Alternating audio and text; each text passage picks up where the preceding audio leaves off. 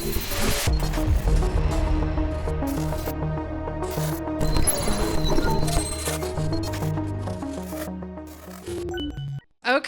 we are going to get started. Hopefully everyone has enjoyed some amazing lunch. And again, thank you for Colin and Becca for setting this up. I'm just going to briefly introduce us. My name is Erin Kerrigan. I am the founder of XLPR.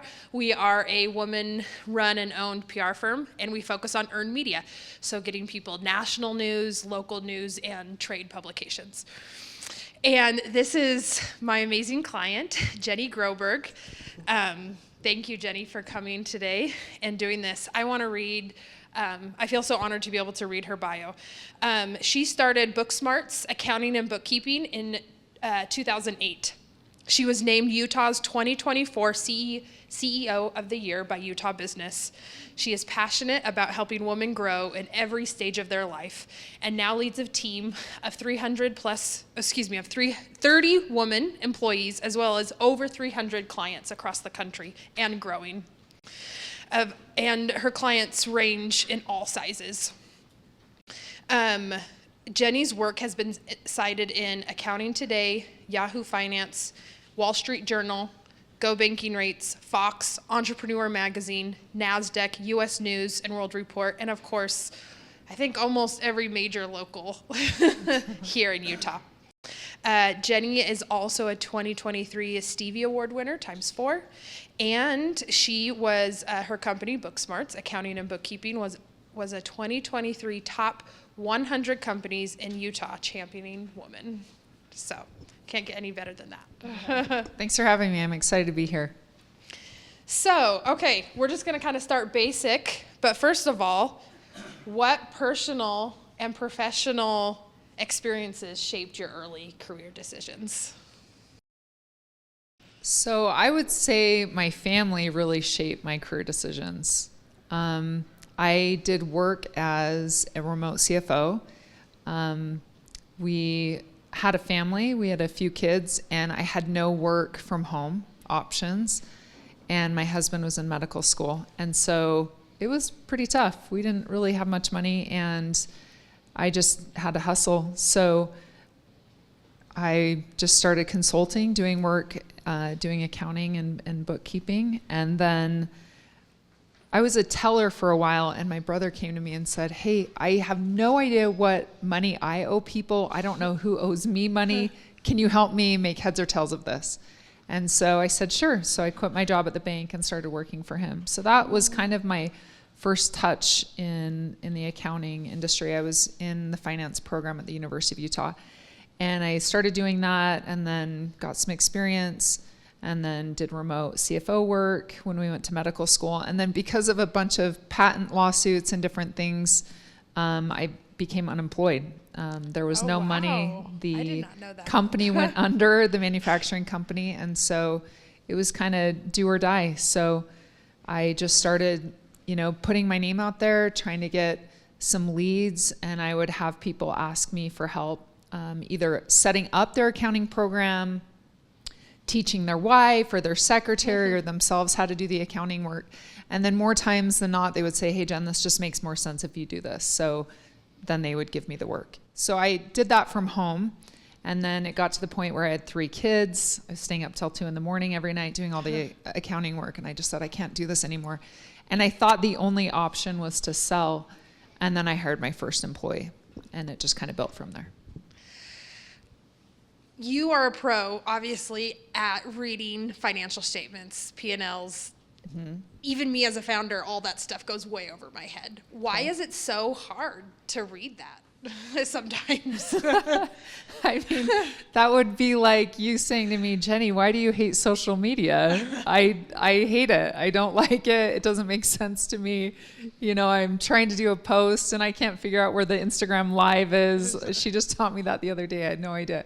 So I think sometimes we're just hardwired to see things, and that's our thing. So yeah, for me, financial statements, interpreting them, analyzing them, making strategic decisions, that totally makes sense to me. but I need to teach you how to do that better. We need to review that. Yes, we'll have another conversation. That's amazing. Okay. What skills and qualifications do you feel like have been most valuable in your 16, 17-year journey?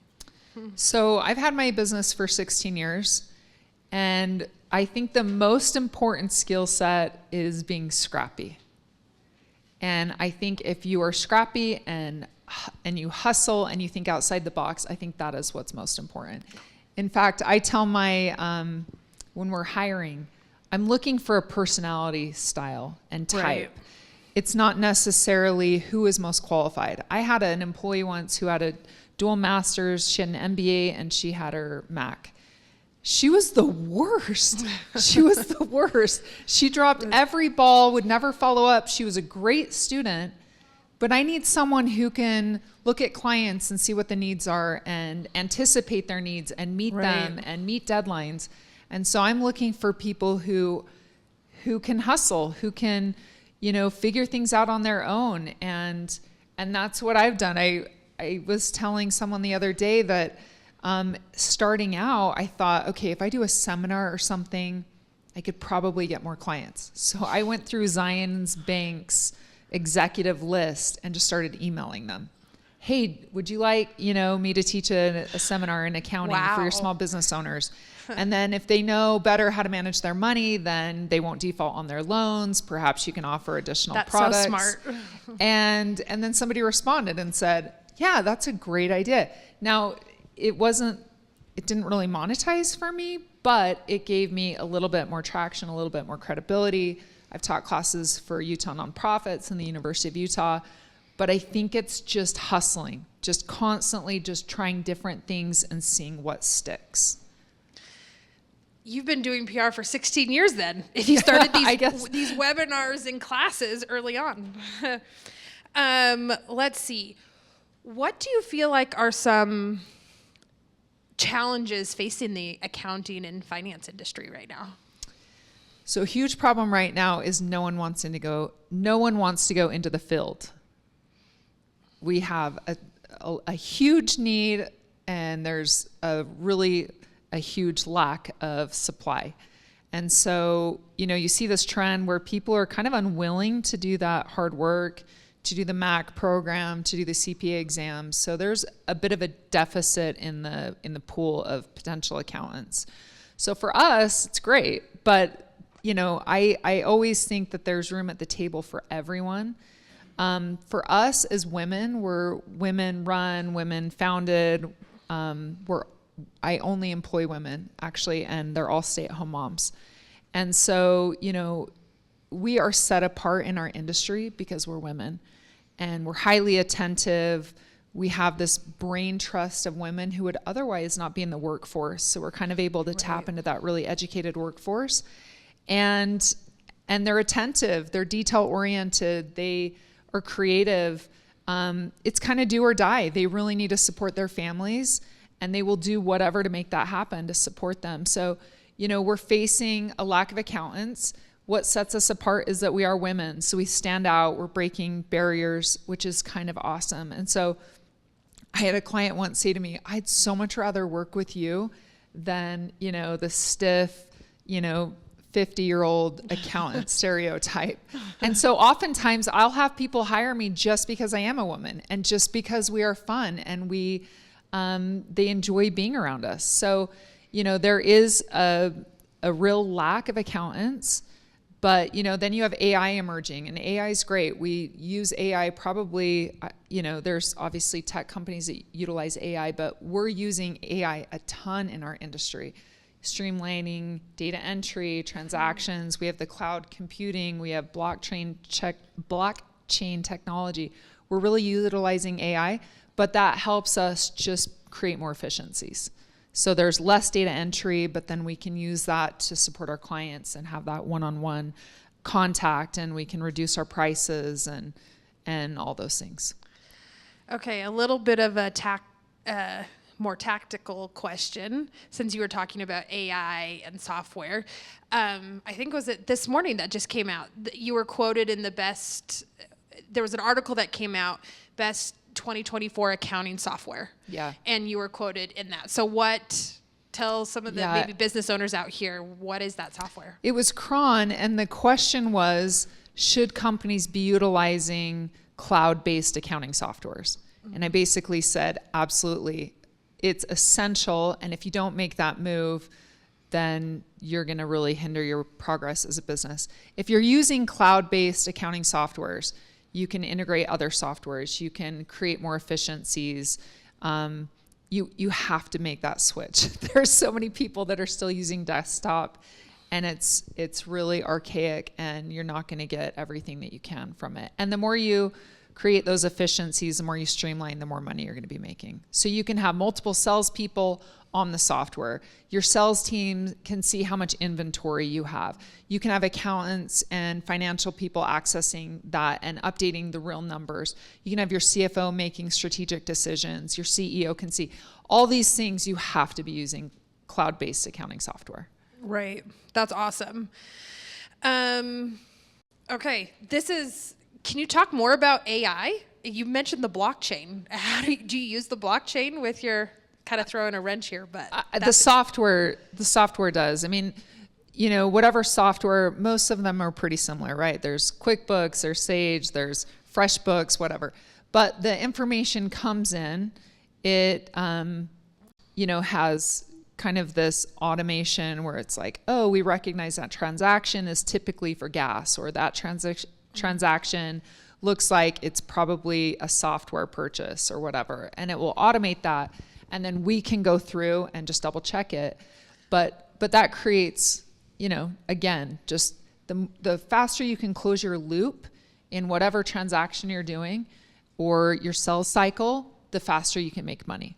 And so for us, utilizing that technology and the AI streamlines, then our data entry can go in, double check it, enter it, and then our accountants and our CPAs can use that information, analyze the financials, make sure they're up to date. So yeah, it's just efficiencies, right? That's cool. Talk more about the qualifications, because there's some, I assume, accounting and bookkeeping out there who they don't have CPA degrees or, certifications, right, or they aren't accountants. So talk about the woman on your team and the certifications that they have to have. Sure. So what makes us unique is that we have data entry, bookkeepers, accountants, and CPAs. We have everything. And every client that we have has a team. So they'll have a data entry. You have this brain trust, this team of accountants. That's a good word. On your account at all times. Versus, a lot of companies can't afford a CFO, or they can't afford a whole team. Maybe they can, but at any point in time, they may not have the flex that we do. So let's say you're growing. For example, Beauty Industry Group, if you're familiar with them, they were one of my first clients. And at the time, they were not Beauty Industry Group. It was Babe and Donabella, and they had multiple companies, Weston Wayne, there were a bunch. And as they grew, eventually they got acquired. And at the time, the CFO, they hired a CFO. At that time, we were their outsourced fractional accounting department. The CFO comes in and says, hey, I'm the CFO, you're fired. And the CEO is like, what are you doing? You actually need them. Who else is going to do this? You're not, you need to be freed up to do the strategic decisions. And so he called me back and said, hey, I'm really sorry. We actually do need you. And I'm thinking at the time, oh no, if I lose them, they're 80% of my business at the time. This is a huge account. Now, we're 10 years into our relationship when they got acquired. And I'm thinking any minute they're going to drop the axe and we're done. And what happened is the investors just kept acquiring more and more beauty companies and different subsidiaries, and they continued to grow. So they would hire more accountants in-house, but we continued to be that flex, that outsourced accounting department that just continued supporting them. And so what I thought would maybe be a 6-month relationship is 8 years, and they continue to use us because we can flex and support them. That's incredible.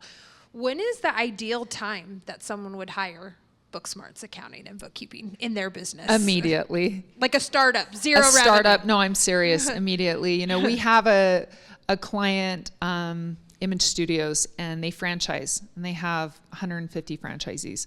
We do the accounting for corporate.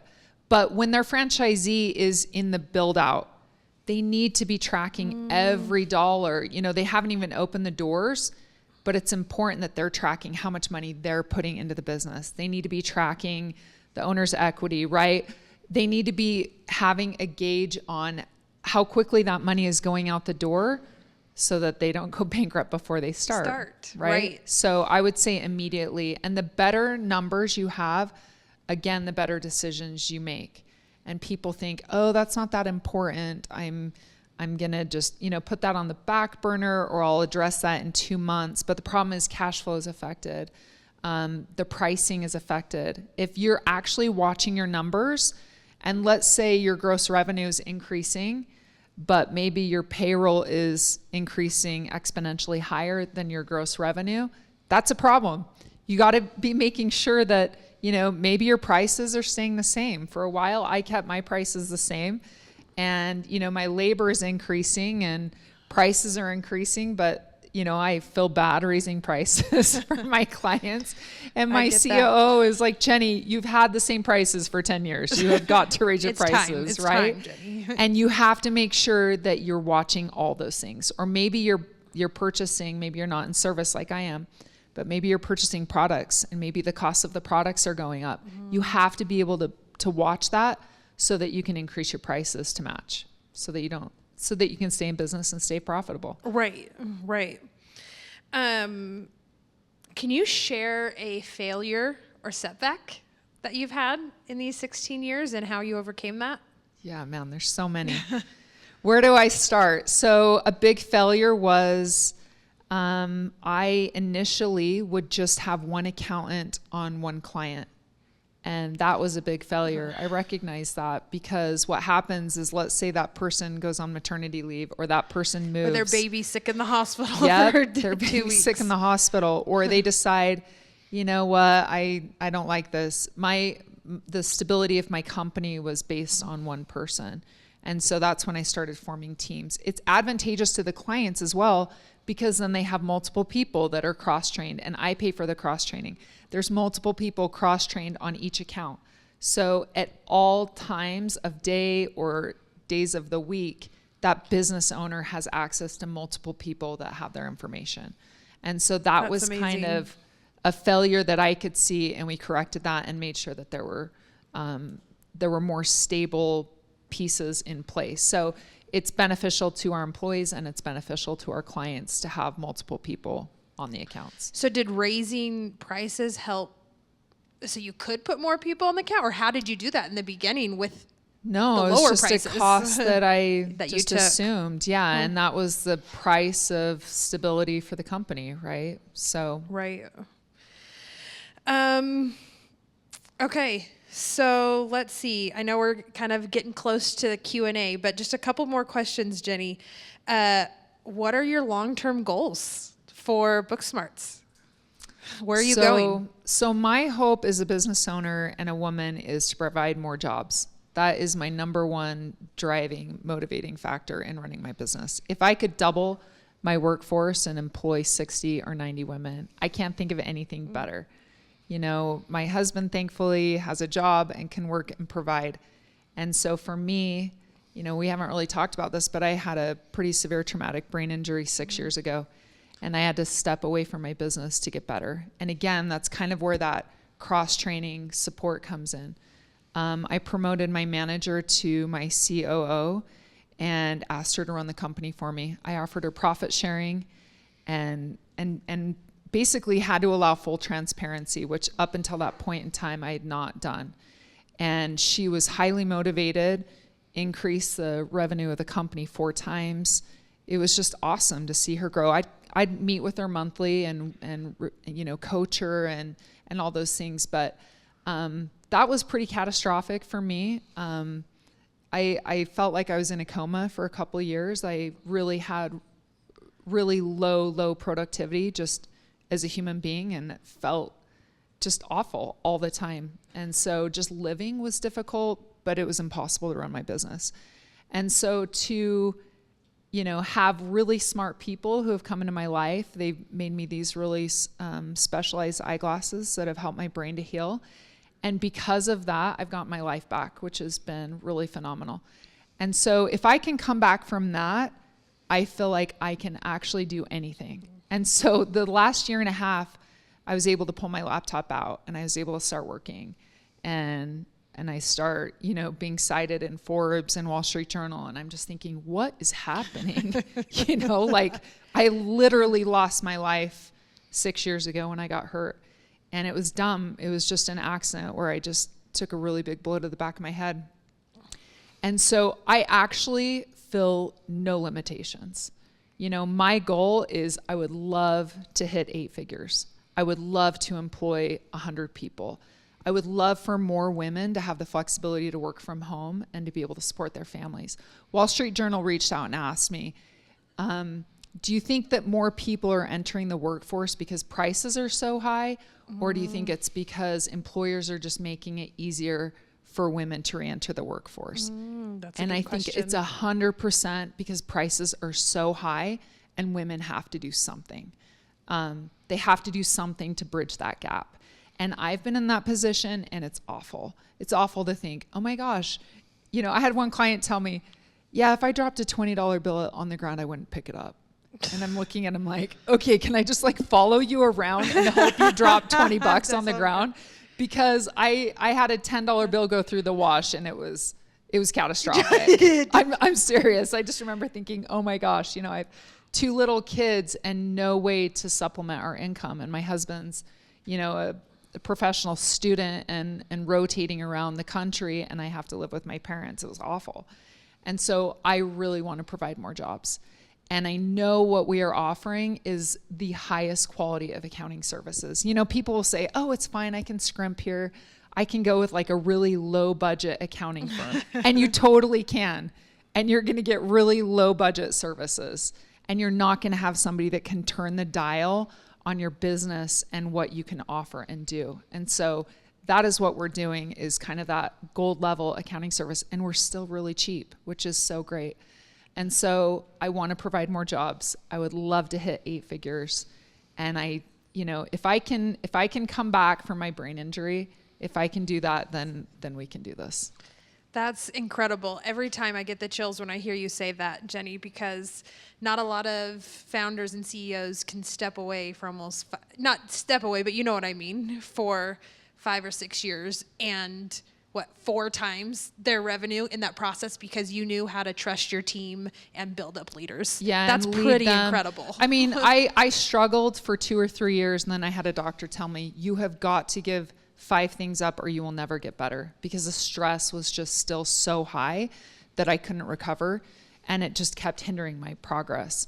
And so as an employer too, I want women to know, yeah, you can step back, you can take care of your twins. I think my staff, we have 4 sets of twins, maybe 5. It's crazy. Between all of us, there's, I don't even know how many dozen kids, 4 or 5 dozen kids that we're supporting. But I want them to know, hey, work is not the number one priority. When you do work, it's got to be 110%. Right. But you can have a family and a life, and that is number one. And I think if those goals and priorities are in line, then everyone thrives, right? And so for 2 or 3 years I struggled, and then I realized, I got an offer to sell, and I thought, you know what, I could run this into the ground over the next 2 years and do better than this offer.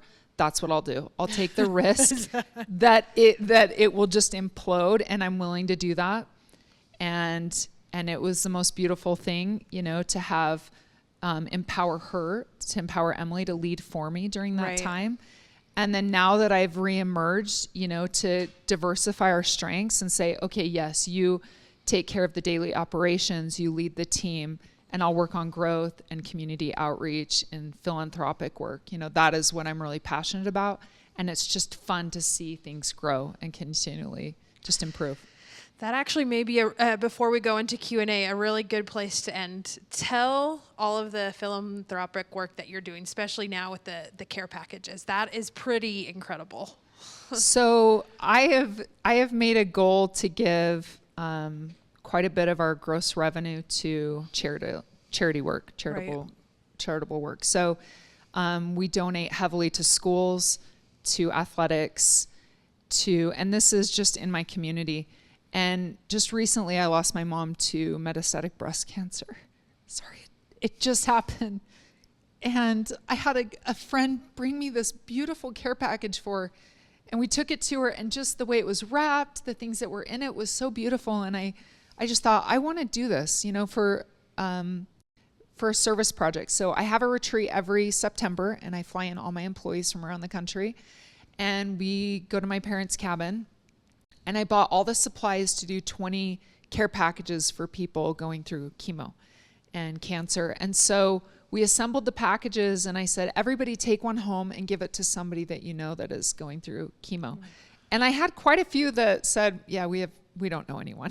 So I said, that's fine. So I posted on LinkedIn, I have these care packages. I'd love to deliver them to anyone who needs them. And it's been just the most beautiful thing, the people I've met. And so Minky, I put a Minky blanket in there. There's a book of, kind of uplifting thoughts, a gratitude journal, a picture of Christ, ginger chews, peppermint tea, just things to just give them a little bit of a boost.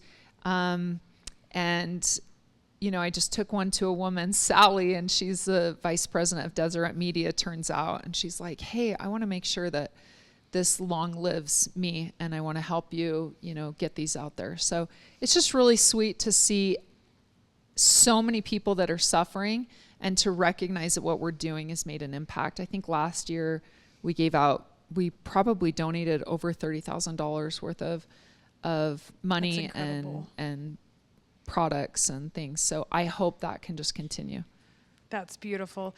Thank you so much, Jenny. You're incredible. Yeah. And even though I already know you well, I feel like I just got to know you even better. And I'm really, really excited. And thank you for being here. Thanks. Just wanted to open, anything is on the stage for Jenny, or open if you have any questions. When should a person look at hiring you? When you're 1, when you're 5, at what point? Or is there you're at 500,000, you're at a million, when would we look for you? So again, I would say as soon as a business owner can see that my time is better spent growing the business, that's when you should outsource. If you are touching something, let's say once a week, like maybe you're mowing the lawn of your business once a week, you should outsource it, right? If you are painting your office wall, you would probably make more money if you're focusing on your business. So if you're doing your accounting work, a business owner should 100% outsource it so that they can focus on growing their business. You will make so much more money running your business than doing your accounting work. And we're fast. Some small accounts might be $300 to $500 a month, and you can't hire someone in-house to do it that cheap and to have that quality of work, right? Again, having, CPA level down to data entry. And then, as you grow, we can just continue adding people to your account and then flex with you. And internally, I have certain triggers. Like, I want to make sure that none of my staff are over their maximum hours. So some employees might be working 15 hours a week. Some might be 30. And I'm respectful of that because I recognize that they have family or other priorities. So if they're getting close to their 15 hours a week, or they're 30 or whatever, I have a trigger, and that triggers a hire. And then I'll hire someone else, and we'll train them. So, for me, I have certain markers that, okay, yes, we need another accountant. We need another CPA. For the business owner, if your attention is diversified enough to take your eye off the ball or the mark, then you need to outsource. I'm not sure if I'm allowed to ask 2 questions, but I just connected a dot that I think maybe my sister Heather Nemelka knows you. She's been helping with the Elevair Summit, help women get back to the workforce. And I was curious, did you start at the beginning to decide, hey, I want to only employ women, or is that something that you kind of decided partway through? Okay, that's a good question. So initially, I hired women. I've hired 2 men, and they were probably maybe about the 3-year mark of my business, and they did not thrive in a remote environment. Not to say that all men don't, but I have hired 2 men, and they were younger guys. And again, this was when I was in my late 20s. It just wasn't a good fit. And so then from that point forward, I just decided I have to provide employment to women. And it's only because I didn't have that available to me. And at the time, remote work was not a thing. You know, COVID kind of stimulated that and got the ball really rolling for that. But we've been doing remote work for almost 16 years. And so, you know, again, we did it through Go to My PC or, you know, those remote options that I could log into their computers, and we do the work at night when they were off their computers. But now with those cloud platforms, it's so much easier to access their books and to work simultaneously with the business owners in real time. But yes, I do know Heather. She actually just reached out and asked if I'd speak at her summit at UVU. So well, thanks for doing that. And then my CFO asked me, she was curious because I just had sent her some notes from this conversation. She's curious about the use of AI and, you know, how you've been able to use that without going into a lot of whatever proprietary details. How have you found it to be most useful in terms of data entry or kind of OCR work, or have you used AI to scale? The AI is just there and we're just using it, right? Like QuickBooks just has those automations that link transactions with their proper category. So it's not that I'm inventing it. It's not that there's anything that special. It's just in accounting, it's just there and we're utilizing it.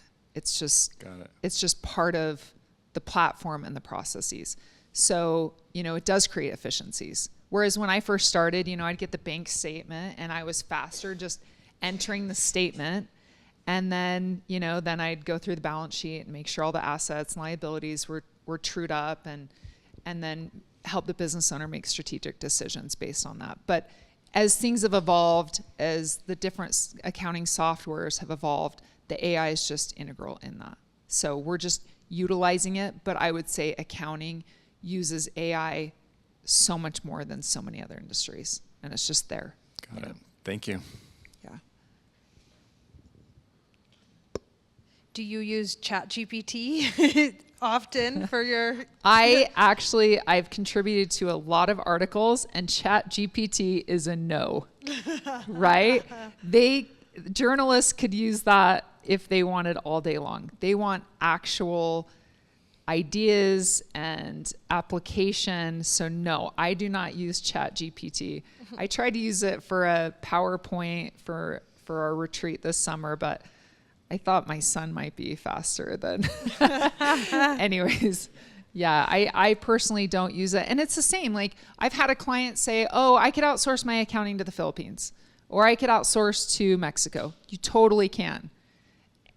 But I've tried it. I have tried. A lot of the big accounting firms, you know, use outsourced services, and I really want to employ women and offer those jobs, and there's still that level of oversight, right? There's still, even if you hire people, you still have to double check their work. You still have to make sure that things are done correctly. There still needs to be that level of communication between, you know, like the franchisees or your clients, or, you know, helping them make strategic decisions. So the bookkeeping is one element of the accounting work. That data entry, whether it's AI, you know, simplifying it, or whether you use, you know, less expensive help, that's fine.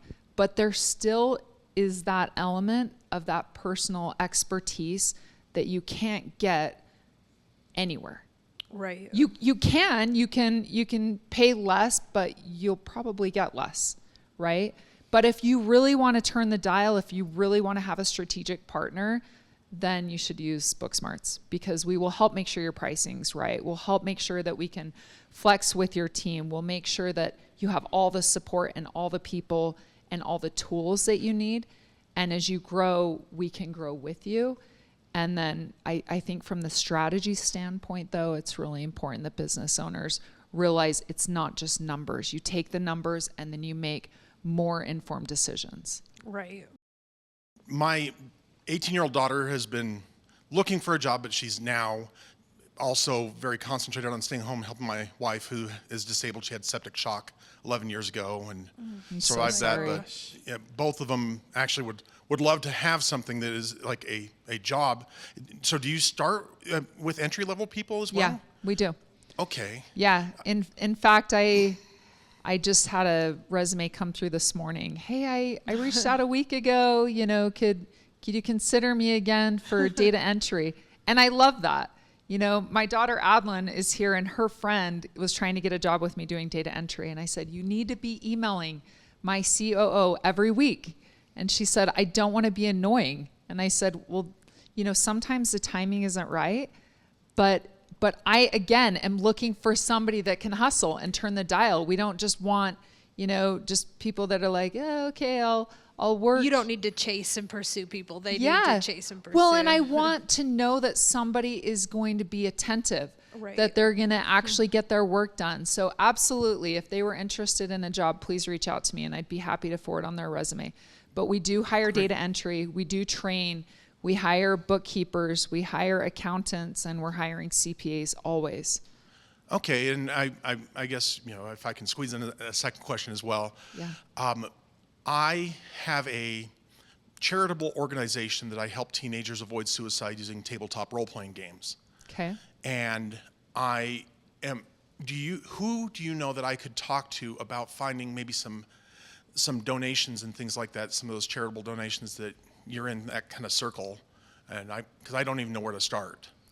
Let's talk after. Okay. There are quite a few foundations and things that love to partner and do things like that. I'd suggest posting on LinkedIn. Okay. And using networks. I think you just always are having the conversation. Like how ironic that we've got Heather's brothers here, right? Or you just don't know. It's neat to see, or that the more you talk and you share what you're doing, then the more connections you have and hopefully the more help. Have you dealt with multinational corporations that have like subsidiaries or operations in other countries that have like accounting principles that are way different than the US? So that's a good question. We only work with US-based companies. Okay. But I'm working with companies across the country. And I have some clients that are startups, and I have some clients that are nonprofits, and I have some clients that are, $10 million plus accounts. So, we service everything, but we're just working in the US.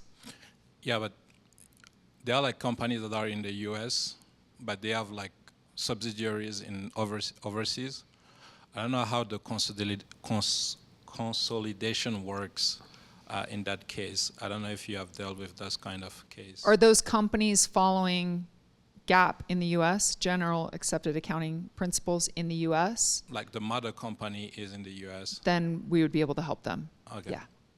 One is with all your clients, I liked your comment about cloud computing, by the way. And when you have clients with all these different platforms, some on-prem, some cloud, how do you as a team be able to service them when they're on all these different platforms? So most of the platforms are pretty universal, right? Yeah. It's kind of like if you were a painter and you go in an office building, maybe you're painting some homes, maybe some are commercial, but the principles are pretty much the same. Yeah. And so, we have some platforms that vary. I have one client that's a family office, and he's building his own platform with an Indian team. And so they're this team of engineers, and they're kind of incorporating the Bill.com, they're incorporating kind of the QuickBooks type platform, but they're essentially building it from the ground up, and we're helping them with that. And so in that case, it's tricky. It's quite a bit of, work to make sure that everything, is working. Sometimes the balance sheet doesn't match. Yeah. And that's just a software issue that we're kind of working the kinks out. But absolutely, most of the platforms are the same, but we have something called Financial Sense, where it's a tracker, and we have, ways to manage the clients and their needs and checklists. So the data entry will go in and do their part and check it off, and then we can see their progress. And then we have accountants or any team member that's working on that account that will leave notes that, you can follow and make sure that you're doing what the business owner would like you to be doing. So we have different platforms and softwares to help us make sure that we're doing everything the business owner needs. month after month. And again, kind of the idea of, I want to offer that last 10% that the business owner's not asking for. I want to anticipate that and offer that before they ask, right? Because they don't have time. They're super busy. And so I want to be kind of always thinking a few steps ahead of them on how can we help you, or what can we make better for you, or easier, or save you time. So we do use different softwares to track and manage that. Do you have a favorite platform? Yeah. I mean, I would say what we use the most is QuickBooks. Okay. And obviously the software that's being built is the hardest because things aren't balancing, and it's just, problems with the software and the coding. But I wouldn't say that we have a favorite, but I would say that we primarily use QuickBooks just because most people use that, and that's what they're most familiar with. But we service all of them. Great. Thank you. Mm-hmm. Kind of on the same lines as some of these other questions about, my background's in, I've been working in the tech industry for 10 years, and I've been working on the finance side, working in these different products like, Workday and SAP and so forth. But my degree's in political science, because a lot of people, they get into school and they get a lot of debt and they get these degrees, but they never really use them anything. Do you ever think that there'll be a time where you could just hire people and just train them on the job, like maybe as an apprenticeship or some kind of on-the-job training, rather than waiting for people to have degrees that was traditional, but it seems like you could teach on the job? Yeah, absolutely. I mean, I remember when I was starting out, I would do the quarterly payroll tax forms by hand. And I remember thinking, what if I use the automatic software to figure these? And I'm thinking, I charged hourly at the time, so I'm thinking I wouldn't make as much. And I remember talking to my husband about it, and he does surgery, and he's like, yeah, but if I continued doing archaic surgery because I made more, then I'd go out of business, right? And it just clicked. Yeah, you're right. Like, I have to make the switch. I have to always be implementing the newest technology to stay ahead. And so I kind of made that switch. And I have quite a few team members and employees who have started as data entry, and we've just trained them, and then they've advanced to accountants. And some of my best accountants are not,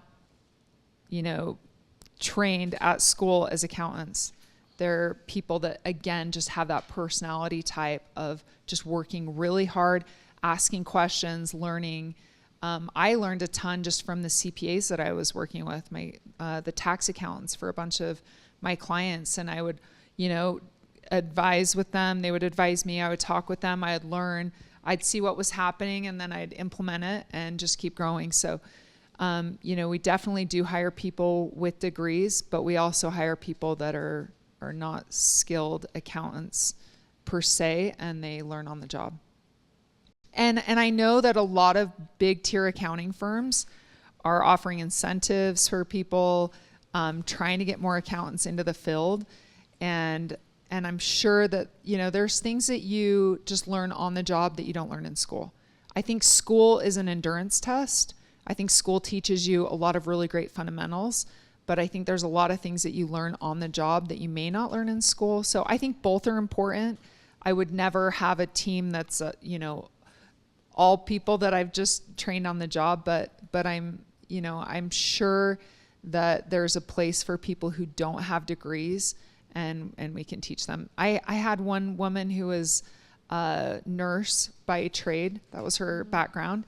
And we hired her as data entry. Her husband was also in medical school, a few years behind my husband. And she's phenomenal.